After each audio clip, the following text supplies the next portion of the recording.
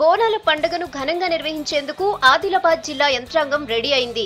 ఆదిలాబాద్లోని మహాలక్ష్మి అమ్మవారిని కలెక్టర్ జగన్మోహన్ కుటుంబ సమేతంగా దర్శించుకుని ప్రత్యేక పూజలు చేశారు.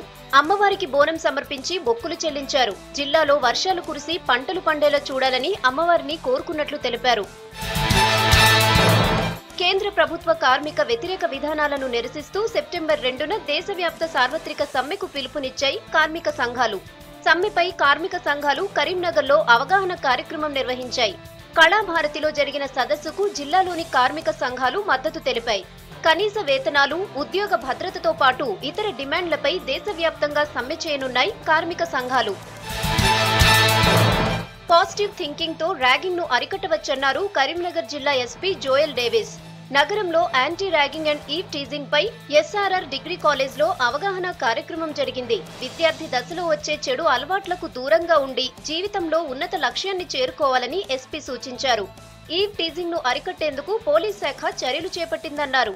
ర్యాగింగ్ కాన్సెప్ట్ తో ప్రదర్శించిన కాలం మారింది అనే నాటిక విద్యార్థులను ఆలోచింపజేసింది.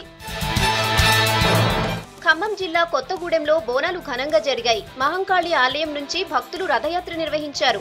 రథయాత్రలో డప్పు వాయిద్యాలు, కోలాటాలు, వేషధారణలు స్పెషల్ అట్రాక్షన్ గా నిలిచాయి. అమ్మవారి ఊరేగింపుకు భక్తులు భారీగా తరలివచ్చారు. మెదక్ జిల్లా సిద్దిపేటలో ఎన్ఫోర్స్మెంట్ అధికారులు దాడులు జరిపారు. నగరంలోని వైన్ షాప్లపై దాడులు చేసి నకిలీ మద్యాన్ని స్వాధీనం చేసుకున్నారు. పొన్నాల గ్రామ సమీపంలోని లక్ష్మీ వైన్ సీజ్ చేసి 1,60,000 నకిలీ మద్యాన్ని స్వాధీనం చేసుకున్నారు.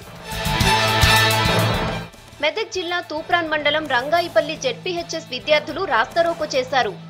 స్కూల్లో మధ్యాహ్నం భోజనం పెట్టకపోవడంతో రోడ్డుపై బైఠాయించి నిరసన తెలిపారు.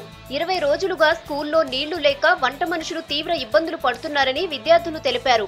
కరెంట్ లేకపోవడంతో వంట చేయకుండా వెళ్లిపోవడంతో విద్యార్థులు ఆందోళన చేశారు.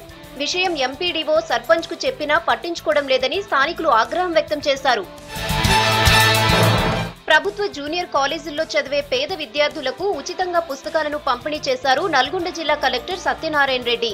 ఉచిత విద్యతో పాటు బుక్స్ పంపిణీ వల్ల పేద విద్యార్థులు ఉన్నత చదువులు చదవడానికి ఉపయోగపడుతుందన్నారు.